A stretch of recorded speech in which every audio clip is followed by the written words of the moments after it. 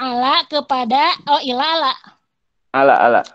ala kepada mu mu mujahid Mujid. Mujidi. mujidihi Ya. Yang adalah yang mengadakan alam itu. ya.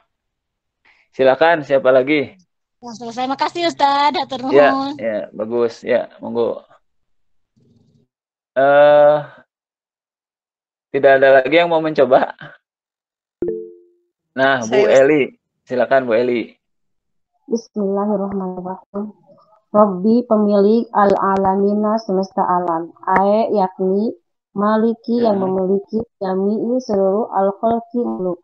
Minal insi dari manusia, wal jinni dan jin, wal malaikati dan malaikat, wad dawabi dan hewan-hewan, wa ghairihim dan selain mereka.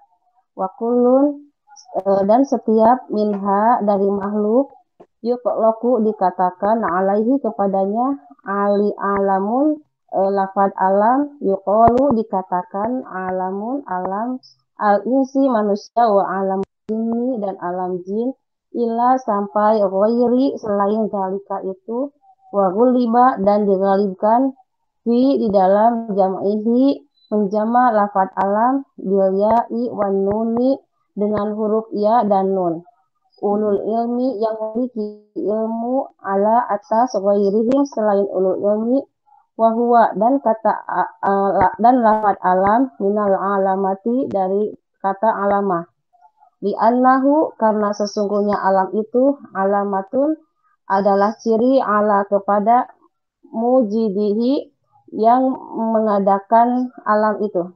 Ya, baik. Baik, cukup kita bahas secara singkat. Bismillahirrahmanirrahim. Di ayat berikutnya Allah Subhanahu wa taala berfirman, Rabbil alamina. Rabbi pemilik al-alamina semesta alam. Ai maliki jami'il khalqi. Jadi kata Rob itu maknanya adalah maliki atau malikun yang memiliki. Jadi kalau kita berdoa ya Rabbi, wahai yang memiliki aku gitu ya.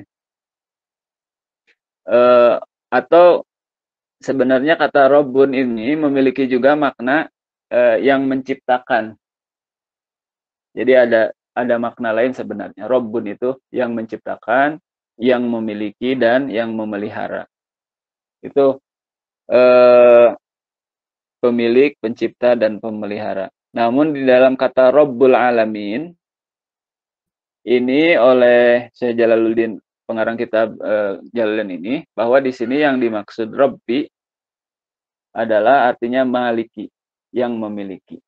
Yang memiliki apa? Jami'il khalqi, seluruh makhluk. Seluruh makhluk. Seluruh makhluk itu isinya apa?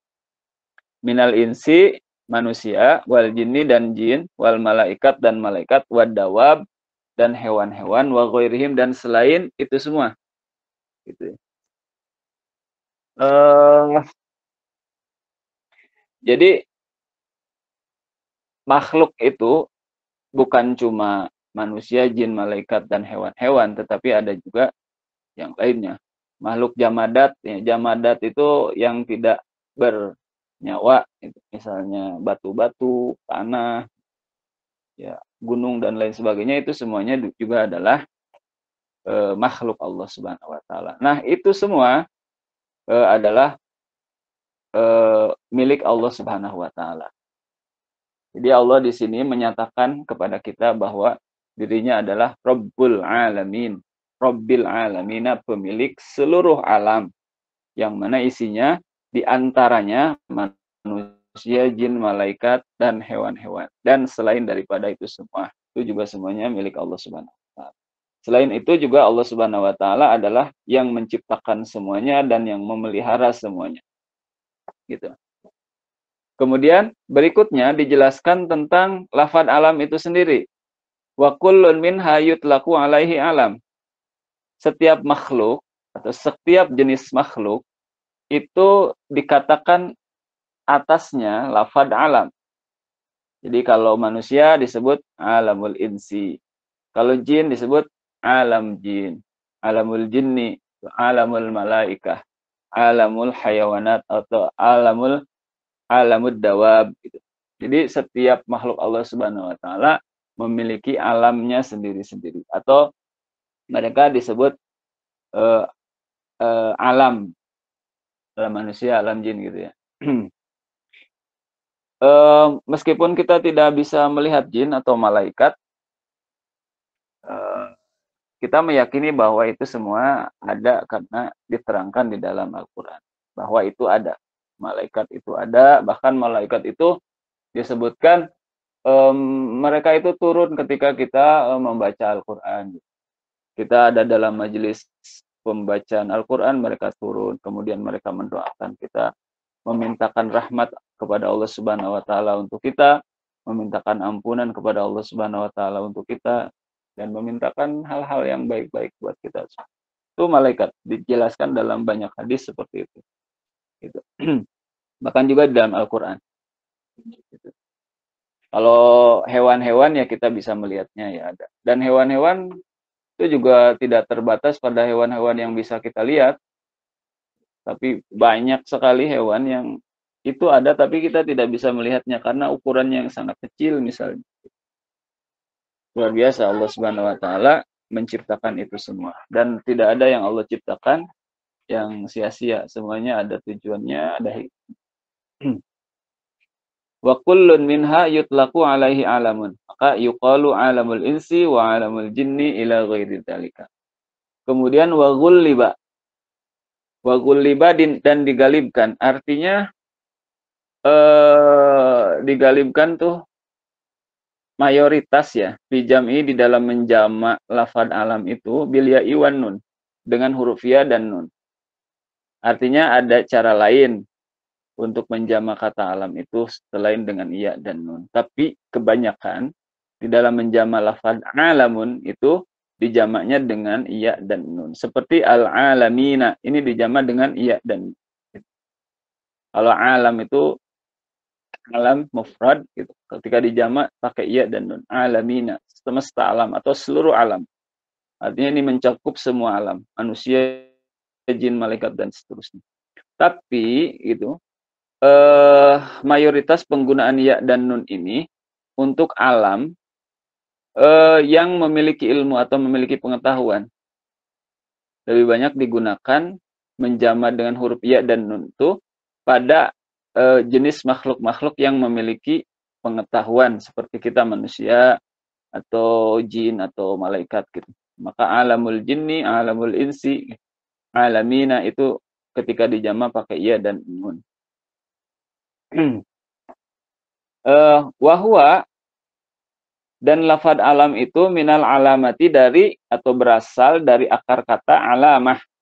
Seperti kemarin Ar-Rahman Ar-Rahim itu asalnya lafad rahmah. Nah, lafad alamun itu asalnya kata alamatun. Yang mana alamatun itu artinya ciri. Ciri gitu. Kenapa disebut alam atau alam ini diambil daripada alamah? Li'annahu, karena sesungguhnya alam ini, alam, semua alam itu adalah alamatun, ciri dari apa? Ala mujidihi, kepada yang mengadakannya, yang mengadakan alam. Seperti tadi disampaikan bahwa tidak mungkin ada sesuatu tanpa ada yang menciptakannya. Jadi adanya alam ini seluruhnya, adanya manusia, adanya malaikat, adanya jin, atau sesuatu yang bisa kita lihat, kita bisa saksikan, adanya pohon-pohon, adanya gunung, lautan, dan apa yang ada di dalamnya, itu semuanya adalah ciri. Semuanya adalah ciri bahwa ada yang menciptakan. Sehingga kita nggak ragu lagi bahwa semuanya itu adalah ada penciptanya. Dan pencipta itu mengabarkan kepada kita namanya melalui Rasulnya, yaitu siapa? Allah Subhanahu wa ta'ala. Bahkan Rasulnya ini membawa ayat-ayat yang di dalamnya adalah terdiri dari perintah, larangan-larangan, dan ilmu-ilmu yang lainnya.